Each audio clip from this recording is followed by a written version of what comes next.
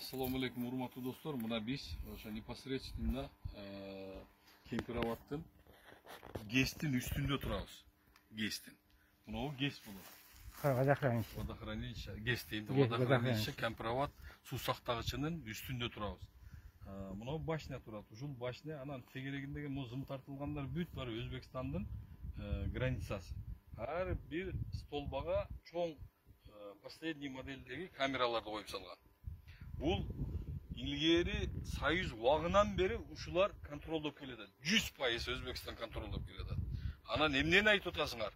Бул Өзбекстанга өтпөш керек, буга калбаш керек деп бүгүнкү келишимдин негизинде 50-ге 50 ишкана түзүп атабыз деп атат. 50-ге 50 ишкана түзүп атабыз. Биз 50-ге 50 иштетебиз деп атат. Ал дегени 50%, 50% допуск болот. Биз да контролдойбуз ужечи. Бул эмнеси жаман?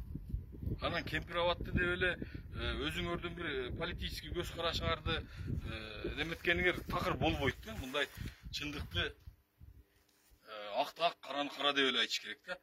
Бүгүн мына азыр границабыз такталмайынча биз өзүбүзчө эгемендүү мамлекетпиз деп эсептегенге биз эрте.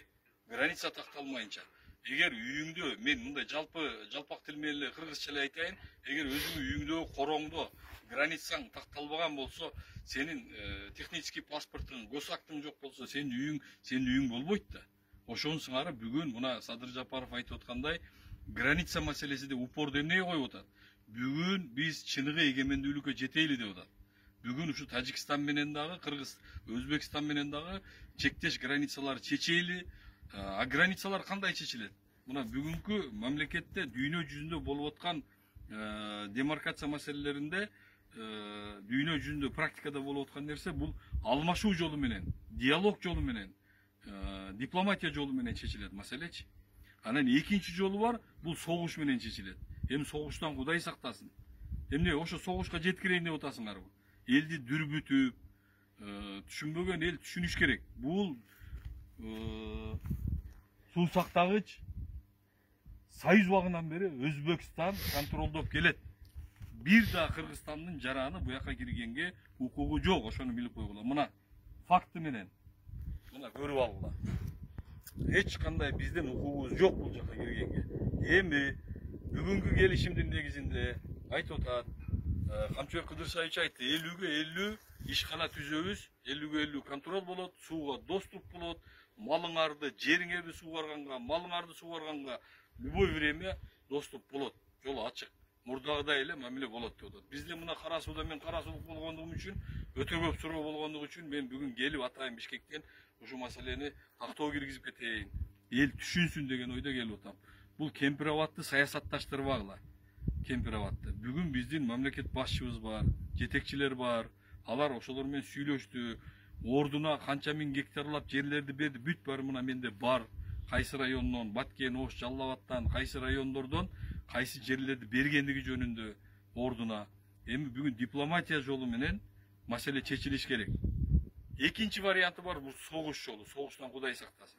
Мына Тажикстан менен кече согушканда эмне болду, Кудай сактасын. Ушу граница маселеси такталбагандыгы үчүн ушу ызычуулар жыл сайын Тажикстан менен болуп келет. Граница такталгандан кийин уже биз определенный границадабыз. Биз оңго чыгабызбы, бөлөк сообществолорго кайрылабызбы? Женевский конвенциянын негизинде протоколдорго кол коюлганбыз. Ошонун негизинде бир обращениялар жасайбызбы? Пока биздин ушу границабыз такталмайынча биздин обращениялар во внимание алынбайт. Себеп граница тактала элек. Ким кайсы границадан өттү деген маселеге эч ким жооп бере албайт. Анткени себеби биздин граница тактала элек. Ошондуктан бул Кемпироват суу сактагычынан саясат издебегиле, саясатташтырбайлы, маселе Кудай буйруса диалог жолу менен, алмашуу жолу менен чечилсин. Мен ошонун тарапташымын. Мен бүт изилдеп көрүп чыктым. Бул сууду эмне кылат элеңер мына? Суу турат.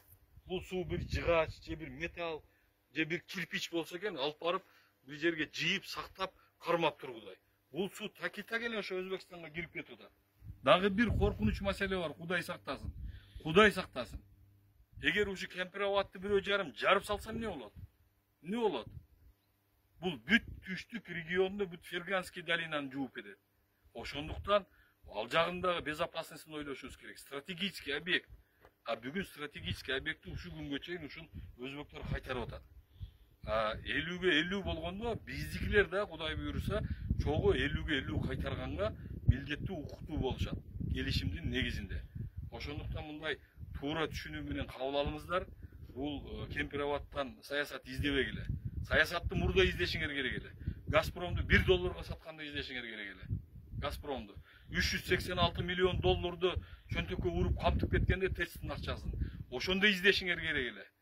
Бүгүн эми Кудайга шүгүр дебейлиби? Чечилип атат маселе. Геосаясатыбыз чечилип атат. Турция менен жана башка мамлекеттер менен мамилебиз жакшырып атат.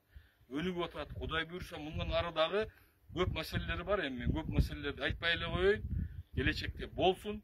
Кудай буйруса. Анан кийин айтчу сөздөр өтө көп. Бардыгыңыздарга ийгилик, тынчтык болсун. Элибизде, жерибизде, мамлекетибизде тынчтык болсун. Кудай Таалам ушу жетекчилерибизге да ыйман, жакшылыктарды буйруп, ден соолук берсин. Мамлекетибизди алдыга өнүгүү жолуна түшүшүбүз керек. Анан кийин ушу Кемпироватты бир проблема кылып эле чыгып туруп, мен хан боло коеюн, булар кетсин деген сөздөр. 2 жыл сайын, ар 2 жыл сайын президент алмашканда эмне болот? Айткылачы. Ар 2 жыл сайын биз уят болуп, дүйнө жүзүгө уят болуп бүттүк го. 2 жыл сайын ушу президент алмаштырсак эмне өзгөрөбү? Жети баштуу ажыдар келсе да эчтеке кыла албайт. Бүгүн мына Кудайга шүгүр, акырын өзгөрүүлөр болуп атат. Мактасаң пакта керек экенсин, тигиндей экенсин деген сөздөр. Не десеңер ошо дегиле. Мына бүгүнкү күндө жол салынып атат. Бүгүнкү күндө мына мен өзүм ошо жолду жүрүп көрүп атам, мына өзүңөр деле көрүп атасыңар. Мектептер салынып атат. Кудай буйруса акырындап инвестиция кирип атат. 30 жылда, мына 30 жыл десе жаман көрөсүңөр.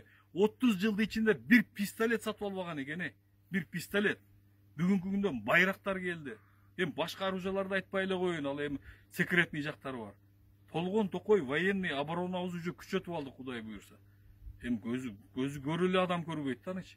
Көзү мындай көрүп түшүнгөн акылы бар адам бүт баарын түшүнүп турат ошону. Ошондуктан келгиле бүгүн ынтымак керек биздин мамлекетибизге. Сыртта тургандар мына качан көрдүңөр Тажикстандын парламентини ушу граница маселесин обсуждать этип атканын? Көрдүңөрбү бир интернет сайттарында? Жок, көрө элексиңер. А биздин парламентте отуруп алып, секрети барбы, башкасы барбы, полностью интернетте жүрөт. Чылдың болуп жүрөбүз, Качанга чейин секретти билбесекчи, совершенно секретный деген документтер бар. Аларды дагы разглашать этип атсак, тайна болбосо бизде. Конечно, бизде бүт баары билип турат да бүт баардыгынчы. Мамлекеттүүлүгүн кылыш керек. Спецслужбалар өзүнүн ишин кылыш керек. Эл деген биз ошого поддержка кылып, айтып насаатыбызды колдоп турушубуз керек. Ошондуктан бүгүн келгиле ынтымак менен чечилет маселе. Кошуна менен только 2 жол бар. Дагы кайталап айтам. 2 жол бар. Дипломатия жолу менен демаркация маселеси чечилет.